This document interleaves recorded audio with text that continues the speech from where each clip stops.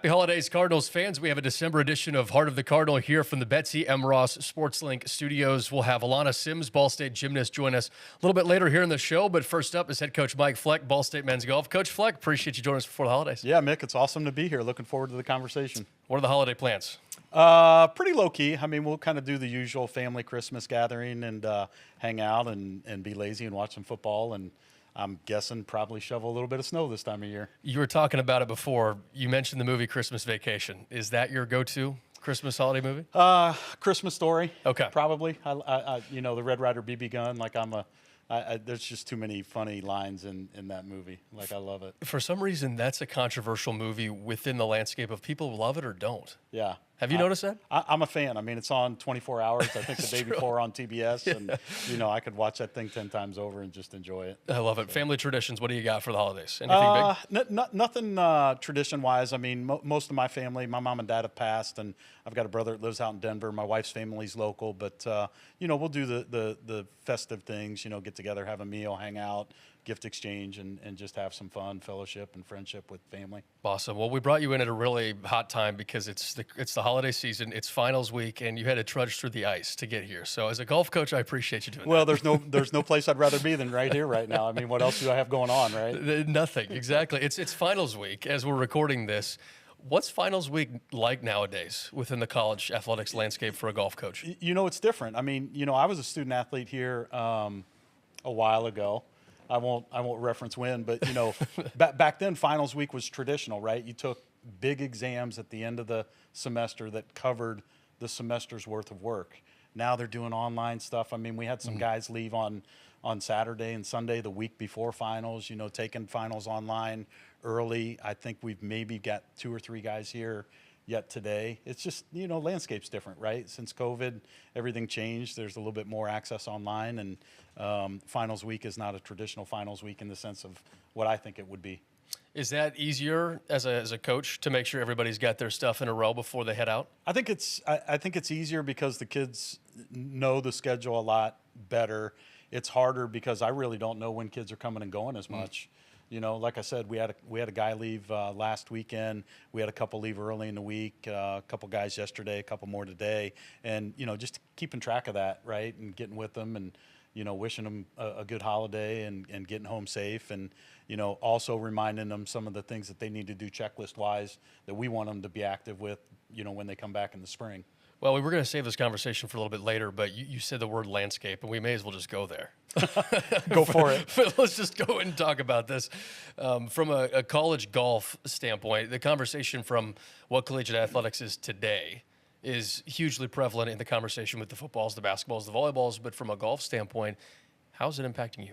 I think it's the same. It's not as much to scale as what, my peers are seeing in the football and the basketball world. But, it's interesting. When I played golf here, I remember a phrase that my coach said to us often, playing golf is you have to constantly adjust and adapt.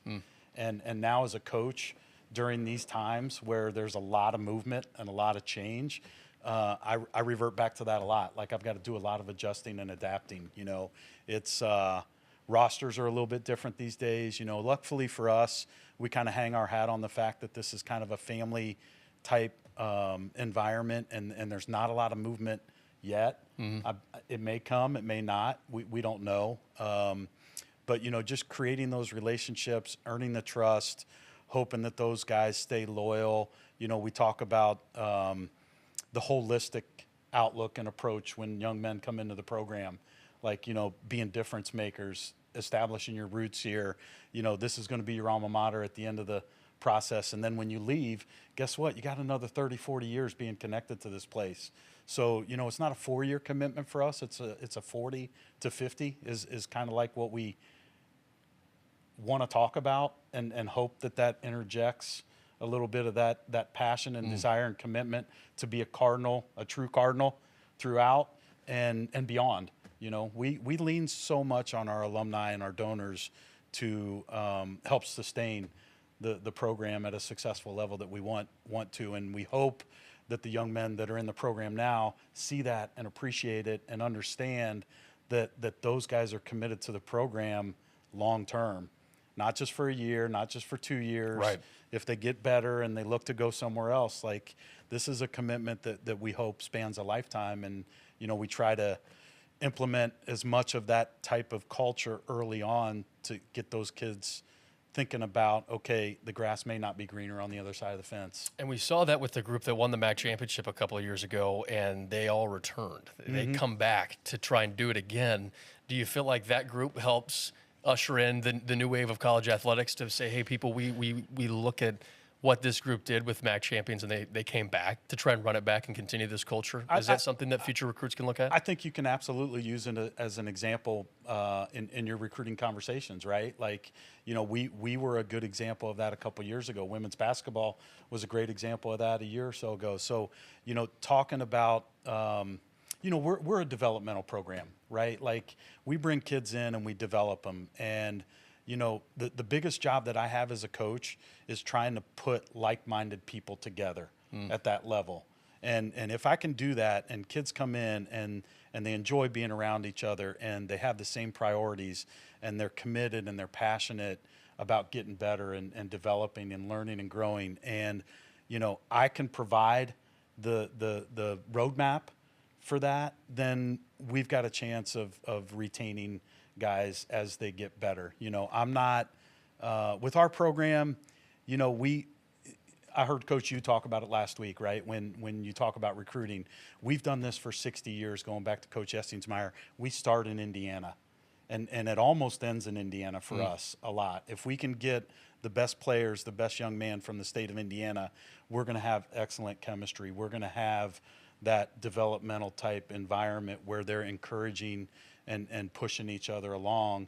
And I appreciate the fact that if you come in as a younger player and maybe you're not there, I'm fully confident that we've got guys through the roster that are there because of how they've learned and grown and developed along the way. And that's kind of what we try to hang our hat on. In today's landscape, it seems like there's so many, everybody's talking budgets, spreadsheets, portal, all that type of stuff. It's awesome to hear you talk about it that way and make sure that the dynamic hasn't shifted. Even though the landscape has shifted a little bit, the dynamic hasn't changed. That doesn't mean you can't and won't make sure that you're filling your roster the way you need to fill the roster. You're still going out and doing those things as necessary. Yeah, I mean, those same conversations take place within the four walls of my office. We do look at the portal. We do have to talk about the budget and what it looks like in a changing environment, scholarship allocation, how we make it all work to the best of our ability to put a product out there week in and week out that our alumni and people that follow our program expect out of us. And, I've been here for 28 years. I still kind of look at this as me being a caretaker to the program that Coach Estingsmeyer built.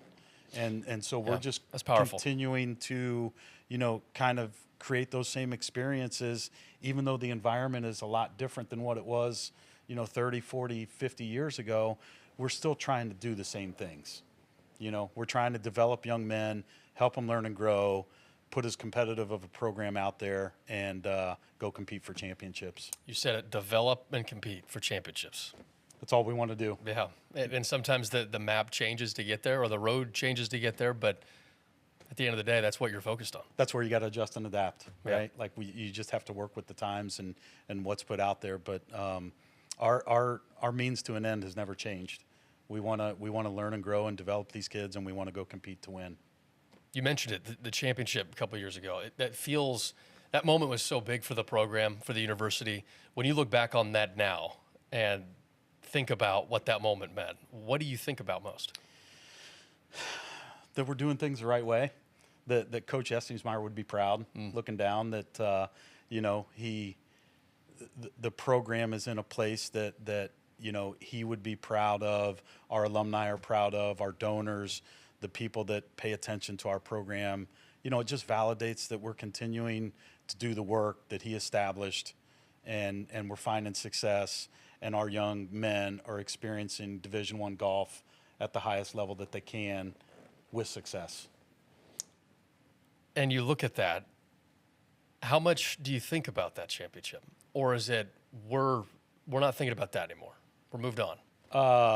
I think about it every day. Yeah.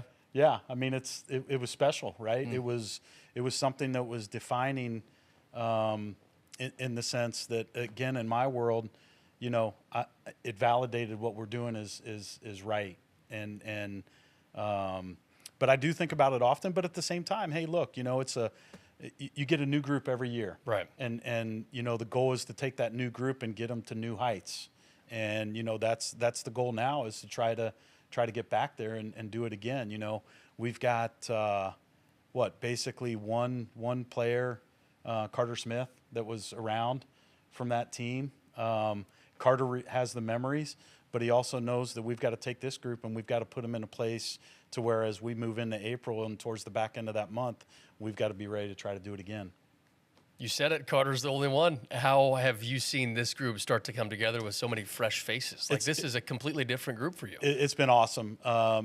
We've got 6 new faces. Our young guys came in and really embraced some of the foundational concepts that we have relative to how we do things. And I've got 2 young freshmen that killed it this fall. Absolutely. And Luke Johnston and Samuel Harris. And we did bring a transfer in, Cameron Young from UIndy, and obviously we've got Carter, who's pretty much been a regular in our lineup from day one. And it's just fun. It's there's a lot of learning and growing going on with me too when you have 6 new faces. You're right? coachable. Yeah, and I've got to learn how to be better with things like, hey, a couple years ago it was just expected. Hey, here's the itinerary. Here's what we're doing. Here's how we go about our business. This is what you need to pack. These are the outfits and everything. I'll see you guys in the van.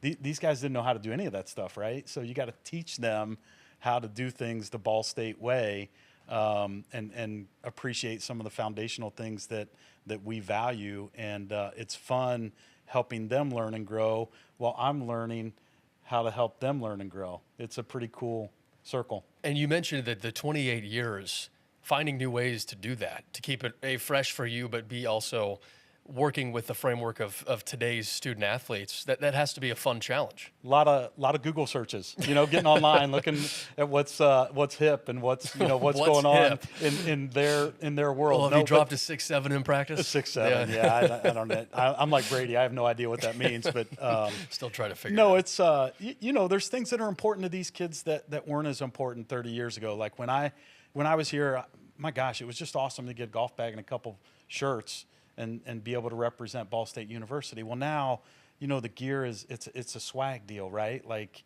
and you've got to outfit these kids from head to toe, and they've got to look good and feel good to play good, and I get that. And so those are things that our program does a little bit differently than most, and we promote some of that stuff and put it out there, and it helps in the recruiting circles as well, because kids pay attention to that kind of stuff. I always look forward to every time the fit check comes out for Ball State men's golf whenever they're going somewhere. Yeah. So whenever I see the posts of what the fit is, I love it. I'm right there with it. I'm not a recruit, but I love it. This has a couple different levels of meaning. Okay. I put it out there for people to see, right, and get excited. But I also post it so our guys know, hey, this is the outfit you're wearing on day one. Don't mess it up. You got a red hat, a white shirt, tan shorts, or white shoes. Don't mess it up. Here's a picture of it. Pay attention. Make sure you pack it. That's smart. Yeah. So it's in the group text, and then it's also on social media. There's no reason to not be dressed. We still find a way to mess it up every now and again. We won't go into those details. We'll keep it right there. It's when you talk about the travels and the trips, how important are those for this group and this program? It's huge. It's bonding. Like, it's where these guys connect. We're a team of 9. But typically only 5 or 6 get to travel, so it's really hard to connect the group of 9. But when you get those guys in the van travel, and it's a character builder, it's a connection creator. You learn a lot about your guys. Your guys learn a lot about you, and it's really cool to kind of get a better understanding of how their processes work in real time when we're traveling and competing and having to be organized and getting up early at hotel rooms and going to breakfast and all that stuff. It's we got to maintain a pretty strict schedule, and it's pretty interesting to kind of follow some of those dynamics. You mentioned the group with Carter being the veteran and Lucas and Sam being the young guys that have really shined on the stage so far this year. What's the most fun about this group that's made it enjoyable this year? They're young and they're full of energy and they want to represent Ball State at the highest level. Like, it's interesting. Recruiting wise, we don't go up against our MAC peers a whole lot when we recruit. We go up against Power 4 programs in Indiana, and when those guys maybe don't end up at some of those programs, we use that as a motivational piece. Hey, come in here, chip on your shoulder. We're going to go to work and we're going to figure out how to beat those guys down the road, right? And seeing some of that stuff kind of take place and get created and motivate them to go perform a little bit at a higher level is something that's intrinsic and really honestly, like I can't coach it, right? These kids come in and they want to be good and they want to play good and they want to represent this school and by gosh, they want to go stick it to some people too at the same time while doing it. And I love that about them. That sounds like a great mix of motivators in one person. Yeah. to make a great golfer. And golf's different, right? It's an individual sport, but 100%. how you get recognized is how your team performs. And unlike a lot of these team sports, our guys can't directly impact what's going on with a teammate when they're competing during a round of golf. Yeah. But if they're like-minded and the same things motivate them and they have the same interests and their moral compasses are pretty similar, you put those guys together and it's easy to blend into what we want, which is a highly competitive group that does things the right way. And if they do those things, we're going to be successful. You mentioned it. You've been doing it for 28 years. How do you keep things fresh, engaging? You've been mentioning it. I've been doing it for 28 years. You said it once. I've said it 3 times now. You're right. My bad. We'll move on from that. I don't know. You try to communicate with them at their level. Sometimes I pay attention to, although I don't like it, I'll pay attention to their likes. Music interest. What they're watching right now. Whether it be on Hulu or Netflix or streaming. There's no true, TV shows anymore in their world unless it's sports, right? We always have the debates, the Tiger and Nicholas and LeBron and Jordan and we had the Notre Dame talks this week, about a lot of takes going around about the selection. But it's just talking to them in a way that they understand and appreciate and they gain trust and at the end of the day, they know, hey, coach is behind us in everything we're doing, and he cares about us, and he values us as young men, not just the score that we're putting up on the board. And those are the things that I have to continue to do as I go 28 years and beyond in this. I've not changed a whole lot. I've got a little bit more silver hair up top, but my passion, my energy, my desire to see Ball State golf be as good as it can be while these young men are representing us at the highest level, like those things have never left. They've been there when I was a student, when I was trying to figure out my way. Right. They've been there from day one when I walked in, I think in the fall of 1998, and they hold true today. Like I want our young men to be recognized as a group of young men that do things the right way, represent us at the highest level, and oh, by the way, pay attention to these guys. They're good. This is a question that some people might know the answer to. Others don't. How much golf does a golf coach play? I played 4 rounds at Delaware this year. 4 rounds. 4 rounds. Coach Cam and I were probably the 2 lowest round playing members at Delaware Country Club. Mine is probably a little bit different than his. I've gotten to a point where my back doesn't hold up very well when I play a lot of golf. And so, if I don't play golf, I feel better physically. Okay, yeah. So one thing, my wife and I are empty nesters. My daughter's a 20-year-old. She's a junior here at Ball State. I just, back in the day, I loved going and playing and competing. Now I can find a lot of other things that I really enjoy doing in that 4 to 5 hour window. 100%. And those are things that gain and maintain my interest these days. I mean, I still enjoy playing. I'll take my clubs on a spring break trip with these guys and go out and try to play until my back gives out and you know, they'll give me a hard time and beat me like a drum, and I don't handle getting beat very well. So, you know, I'm probably getting to a point where maybe I don't even bring the clubs and allow them the courtesy to, you know, give me crap about them beating me like a drum. The 4 rounds goes down to 3, down to 2, and eventually. There you go. And again, like I don't know, it's interesting, you know, like everybody is, man, I wish I could be a golf coach. That's got to be the funnest job on the planet. You know, all you do is go play golf and you're around golf all the time. I really I enjoy being away from golf when I don't have to be around golf. Like, I'm a passionate Reds fan. I'm a passionate Bengals fan. I don't really watch a lot of golf on TV unless it's maybe one of the majors and some guys that are, you know, that I follow are in contention. I just, you know, I've got other interests that kind of maintain and create a balance in my world that helps me. And it helps the program because your golf focus is on the players, on the student athletes. That's where you're pouring every ounce of your golf time into them. No question. All my golf energy is in the Ball State golf program. You know, what does it look like? What are we doing? What's our schedule look like? Recruiting is 24/7, right? Just keeping tabs on that. But all of my golf energy, for the most part, is focused on this program. Recruiting, I want to go back to it real fast because you said 9 players are on the roster. Recruiting's 24/7. It's not a roster of 120 people, but it's 9 people you are recruiting year-round. For the misconception of it's easier to recruit for 9 people, what do you say to that? I think it's a lot harder. Yeah. I think it's a lot harder. You can't, you know, one, as a coach, with 9 players on your roster, you can't swing and miss. If you swing and miss a couple of times and you face something like an injury or, you know, something that maybe gets a guy out of the lineup for a period of time, you better darn well make sure that those other 6 or 7 guys, 6 or 7, can play, right, and do it at a level that we want. But it's, I go back to that like-minded process. When we're looking at a group of guys, maybe it's a 2 or 3 player class, you know, we're doing everything we can to find out everything we can about them.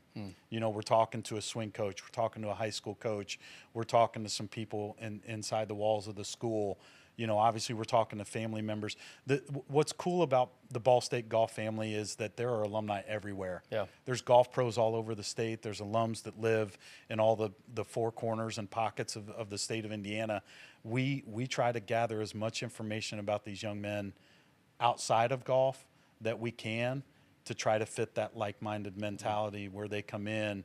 I can't coach chemistry. I can't coach how our guys get along and how they support each other in a sport where they're trying to beat the heck out of each other to get in the bus, to go to the tournament, right? That's a dynamic that is totally different. You're trying, like if you and I are playing for the 5th spot, we're competing our tails off against each other to try to get to that tournament. And I beat you by 1 shot, you're going back to your dorm room for the weekend, and I'm getting in the bus and going. Right. That relationship has to maintain status throughout the year with those type of dynamics that take place. And you play point guard as a coach to help maintain all of that. Yeah, try to. I mean, you pointed out my size, right? I'm not going to play power forward or center. I got to be point guard, right? But I wasn't going there. I know you weren't. Traffic cop. Well, you want to go there? Yeah. It's you know, I'm a coach. I'm a manager. I'm a sports psychologist. I'm a travel agent. Like we do, you know, we do everything to, again, put these young men in the best possible position we can to experience everything that they want to experience here and do it in a way that promotes success. You said it. He said it. He's a travel agent. Book with Fleck and Company, whenever you want to go on your travels. You mentioned you have a daughter that's here at Ball State. How cool is that? Yeah, it's cool. I don't get to see her as much as I did her freshman year. But yeah, it's cool having her here. Yeah, it's just special. You know, my wife has 2 degrees from here. I've got a degree. My daughter is moving in a direction where she's going to have a degree, and it's you know, this is all we've known. Ball State's home. Ball State's the place that we want to be, and it's just really cool that my daughter gets to experience some of the same things that my wife and I experienced as a student going through this institution. Coach, before we let you go here and get to the holidays, you got some shopping already done in the books, which is great. When you look at Ball State golf as a whole, and the landscape that it is right now, how would you assess where the health of this program is? We're thriving. We're in a really good place. I mean, again, I go back to our alumni and the support that we maintain through their generosity. It allows us to provide these young men the highest level Division I golf experience that's out there, and I couldn't be more appreciative for their support, for obviously what the university's doing. I think Ball State golf is one of those things, kind of like when you look back at men's tennis over the years with Coach Richards, volleyball with Coach Shondell, men's golf with Coach Estingsmeyer. Like those are three pillars in Ball State athletics, in the world of Ball State athletics. And, again, I want to do everything in my power to maintain one of those pillars moving forward for our golf program.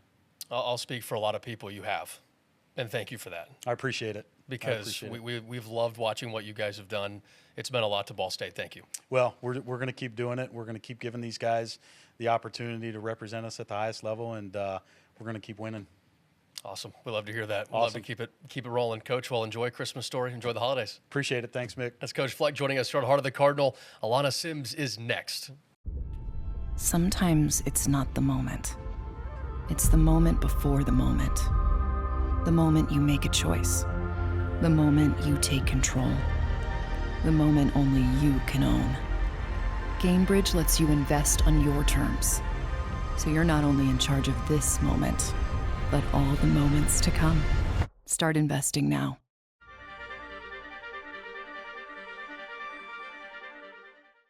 Back on Heart of the Cardinal here from the Betsy M. Ross SportsLink studios here before the holidays and during finals week. Alauna Sims joining us here from gymnastics. Alauna, thanks for taking some time out of finals week. Of course, I'm excited. I actually had an internship, so I didn't have too many finals because my internship was like mainly what I was doing, and I had one online class. What's your internship? I worked at the YMCA. Awesome. What were you doing? I worked with a few special programs they had. One was Rock Steady Boxing. It was for people with Parkinson's, and then another one called Live Strong, and it was for cancer survivors. How long have you been doing that? Since August, since the school started. Awesome. Is that tied into what you want to do post gymnastics? Yeah, my major is exercise science, and I want to do physical therapy. So it was like kind of similar. Awesome. Okay. Have you always wanted to do that, or is this kind of a recent development? I've always wanted to do that. Yeah, since I've came. Well, I got injured in high school, and that's what opened my eyes to it. And then when I started doing my exercise science classes, I was like, yeah, this is what I want to do. Okay, awesome. I think it's so interesting. And how to overcome a big injury like that. Yeah. Well, it took a lot of resilience, and I had an even bigger injury my freshman year. I tore my labrum in my shoulder. So that was hard, but yeah, that's what I want to do, and I want to help people get back to what they enjoy doing as well. So awesome. And you feel like you've been able to, it sounds like you've been able to do a lot of that with an internship. Yeah, and you kind of get to see it was cool to see what it's like with different populations, not just general orthopedic populations. So awesome. What else have you been able to do outside of your internships for that? When I went home for one of the summers, I did a lot of shadow hours at different clinics, and I also shadowed athletic training here for a brief period of time. So, yeah. Awesome. Okay. Do you feel like all those experiences have already set you up for post-gymnastics life? I think so, yeah. I mean, you never really know till it comes, but I feel like the more experiences you have, the more prepared you are. So that's why I think even though some of the experiences aren't directly physical therapy, it'll be easier to have more of a range of things that you can do. 100%. You mentioned not having very many finals weeks. Items. You have the holiday break coming up, but you guys are in the thick of practice because your first meet's coming up right after the holiday break. Yeah, it's coming right up. What's this balance like for you to get ready for the season? It is definitely a balance because you want to not be too hyper-focused on it because that will really stress you out. So you still have to find time to do things for yourself. But right now we're just really focusing on the details so we can continue to find the 1%. How do you find a balance to make sure that all of that is where it needs to be? That's a good question. Well, in our team, we talk about it as buckets. So I think about it as buckets and having the water distributed evenly.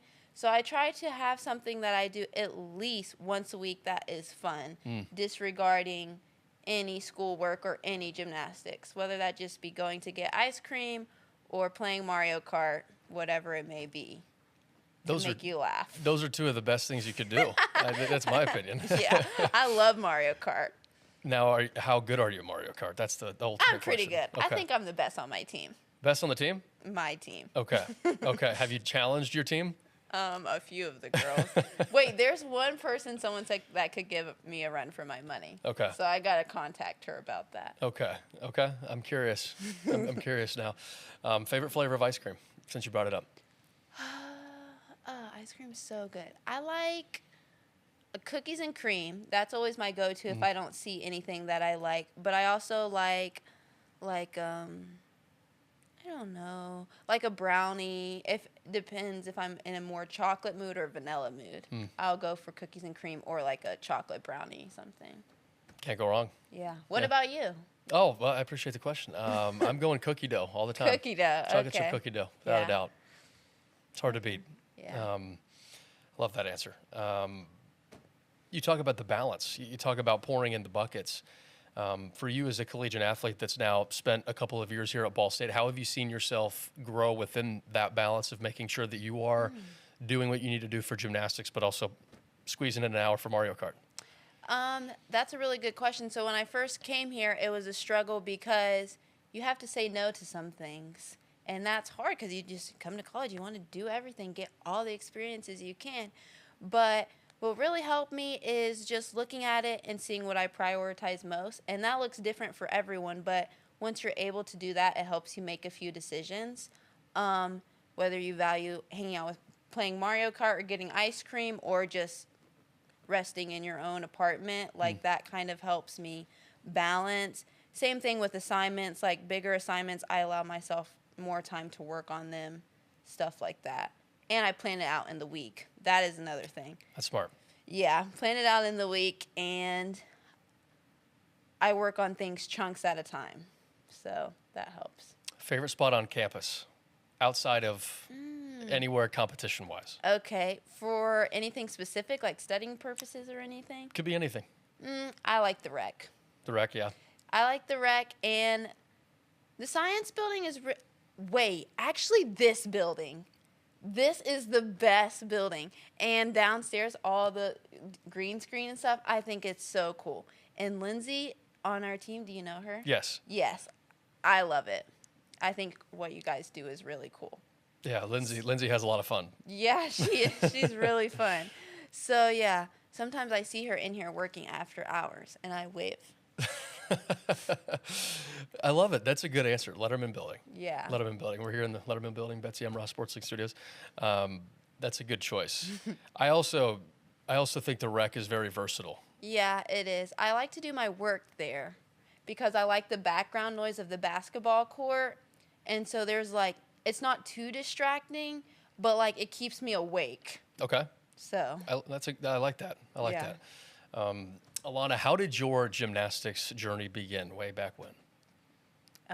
Well, when I was little, my parents said I was just flipping all over the place, on the couch, on the floors, and they were like, we need to get her in something or she's going to get hurt. So they put me in, just started off as classes, not even serious, and then I just kept doing it. And I started doing softball for a little period of time, but actually a long period of time, but I didn't choose softball. What position in softball? Shortstop. Okay. Awesome. Yeah. But you enjoyed it, it sounds like. Yeah, I did. I wasn't so much the outside person. Well, yeah. My dad would always get mad at me because I never slid in the dirt, and I was like, I don't want to do that. So indoor is much better. Yeah, that makes a lot of sense. Now you're heavily involved on the floor here at Ball Yeah. State. What is that routine like for you, and what ignites your passion about that? I think it's a lot of fun. My passion comes for it because you can show so much personality, and every routine is so different.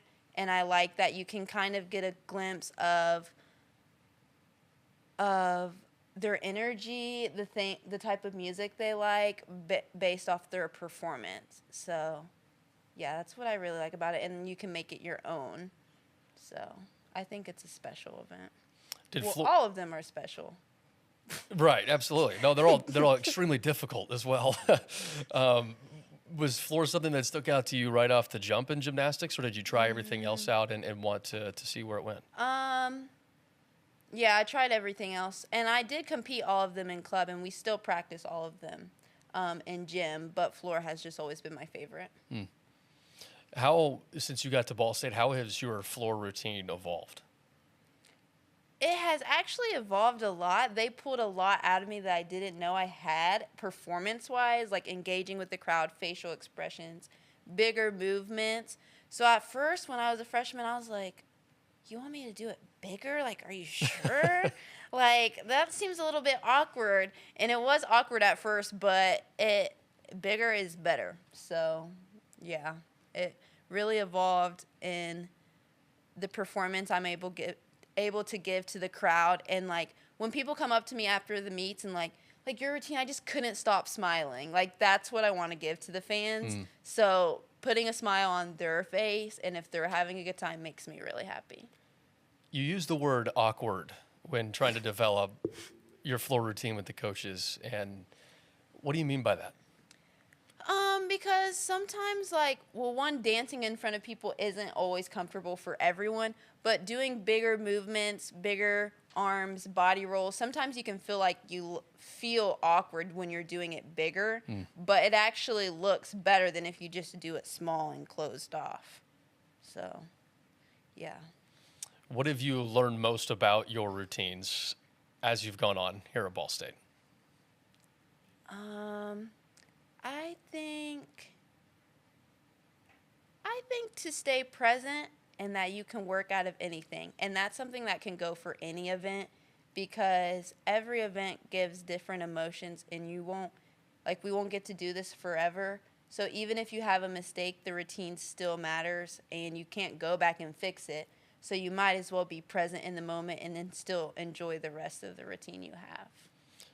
And gymnastics is a very strenuous sport. So how do you continue to find those moments of the energy and making sure that you're enjoying every single moment, especially in the middle of a meet where things are so serious sometimes? I think for us, it's focusing on the things that make us happy, like why we go back to our why a lot, focusing on why we do the sport, but more importantly, the people around us. That's who we do it for, and buying into those relationships and having just those little silly moments on the side is like the things that you'll remember. So we kind of use each other to come out if we're having a little bit of a low moment. What is your favorite silly moment on the side that you can share with people that helps you laugh if something were a little too serious?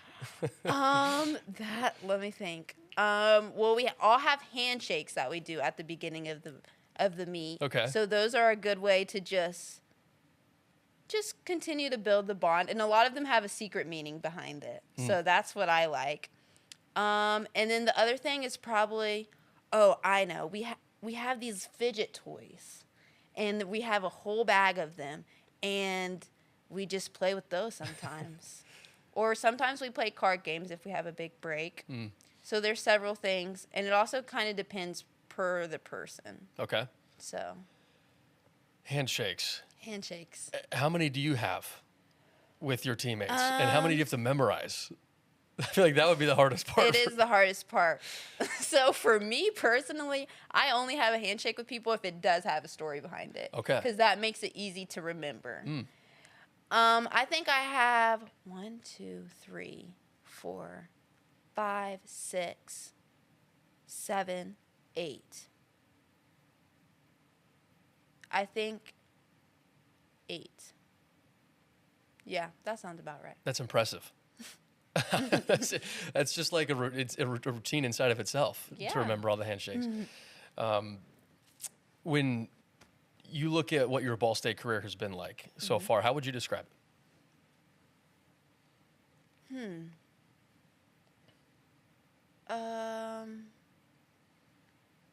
it can be in more than one word, right? Oh, absolutely. Okay, I was like, Absolutely, wait. yeah. I would think my experience has been really special to me, actually. I think it's been a huge part of who, like, the person I've become. A lot of the ups and downs and the culture that our coaches have instilled in us has been a big part of, like, how I think. And I think it's really helped me set up for things after college. But I think it's taught me that not everything has to go perfect, and like things happen for us for a reason, and like that makes you who you are. So, yeah, focus on the things you can do, not what you can't do. That's a great way to put it. And you mentioned going through the ups and the downs and working with people to help in all that kind of situation. And you mentioned the culture as well. Mm-hmm. And I think that is pretty evident here with Ball State Gymnastics, with Coach Salim and the coaching staff. How has this culture helped you? I think it's helped me to be authentic. I think it's a pretty safe zone, and I like that she encourages that to be yourself, because even though we all come from different backgrounds, like we can all work together and use our differences as strengths, and that's what makes us us. And that's even useful when you go into the workforce and stuff, because people are going to come from all over. So it's helped me to be myself and just learn different perspectives. I've learned so much from people that have came all over the world. Mm-hmm. So it's really opened my eyes to many ways to do different things. So you use the word authentic, and the celebrations and the joy after big moments within a gymnastics meet. You can tell with this program, those are authentic feelings. Mm-hmm. Do you see the same thing? Yes, I do. And it means a lot for us, especially because we've known what we've gone through the whole preseason, and especially someone who might have struggled or like overcome an injury. It just means so much more. Like I get chills thinking about it when they make that routine. It's like such a good feeling that they overcame and they did it for us. And Joanna likes to reframe like nerves, like as like not everyone gets to feel that feeling of what it feels like before you go up for a routine.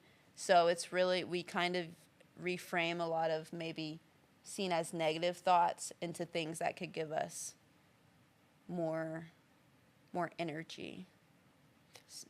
How is that learned? Or is that just through experiences? Yes, it's learned through experiences, and it takes practice. And it starts off in practice when we have a negative thought. And we're getting pretty good about it as a team. Like if you hear someone say something, we tell them to correct it. Like, oh, my legs are so sore. We're like, what did you just say? My legs are sore, but... Or my legs are sore, but I'm still capable of doing it. Or it's just going to make competitions easier. So, yeah, it takes a little bit of work. But it's definitely worth it. Yeah, it's tough. Like when we watch gymnastics meets and we see the level of difficulty that these routines take and the strength that it takes, how much... It's easy for me, because I don't do it, to be in awe of just how everything goes. But when you watch your teammates go out there and compete, how cool is it to watch them go through what they've gone through throughout their practice, throughout their career, and go out and compete and do the same thing?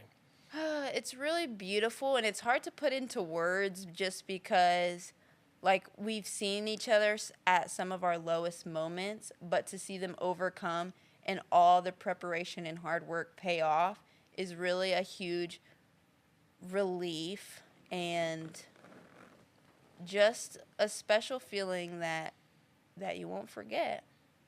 What's your favorite part of the group?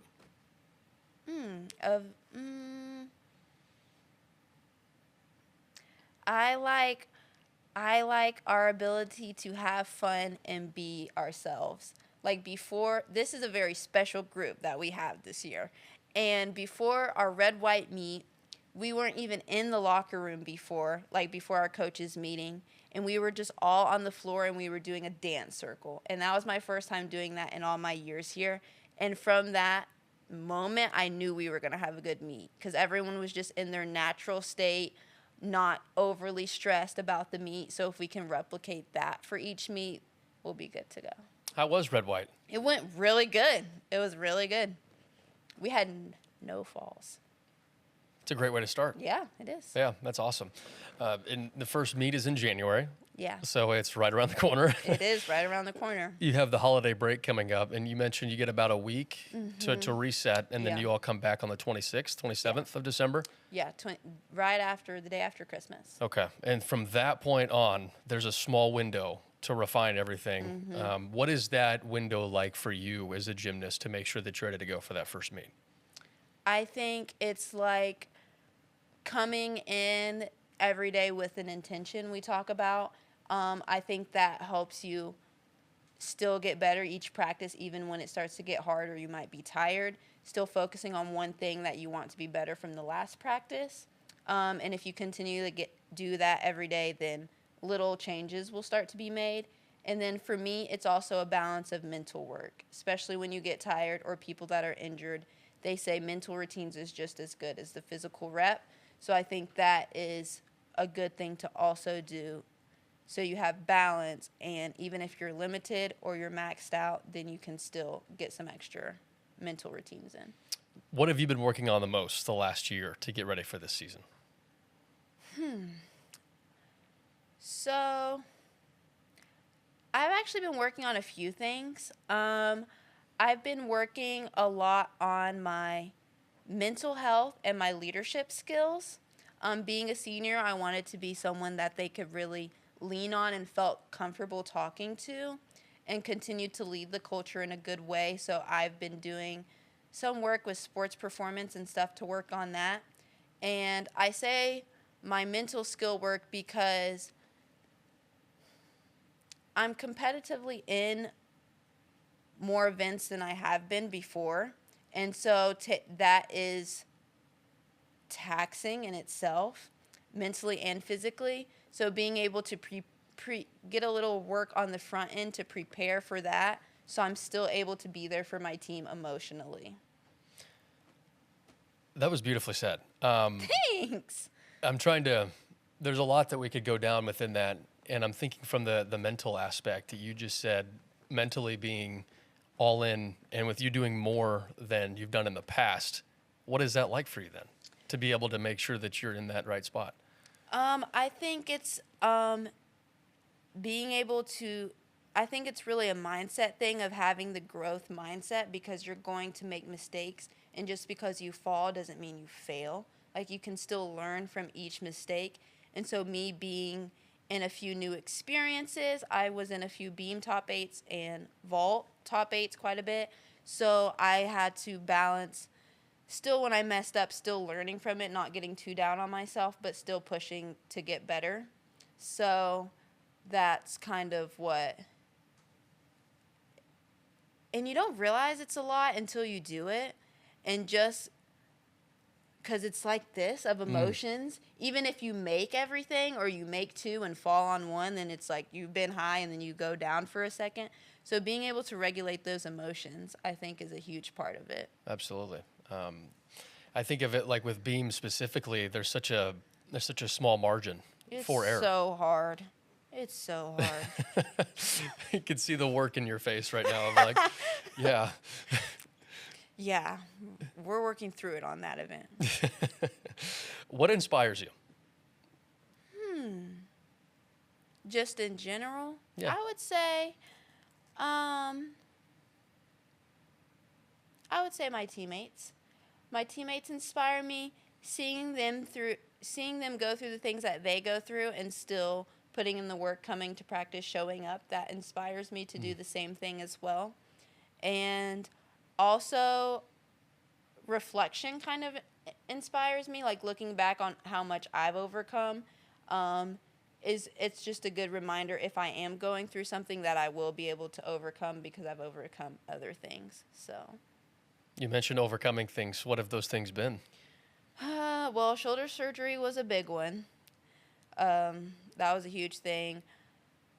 That was my first time having a surgery. I hadn't had any surgeries and really not any too terrible injuries. So there was just a lot of mentally things that I was like, that I had never experienced before. And it's like crazy that I have to go back to holding up my whole weight on my arms again. Like, I was just like, I don't know. But that was a big thing. And a few social living situations that I overcame that I had to work out. But my coach was good about helping me through that. And so, yeah. And we're still friends. I still love him, which that was a thing. And that's just part of life that, like, sometimes you just, like, doesn't mean you can't be friends with them, but living with them is just completely different. Just two lifestyles that might not match, but you could be the best of friends. Yeah. Those are big things to overcome. Yeah. Living situations and shoulder surgery. Alauna, what's a fun fact about yourself that people might not know?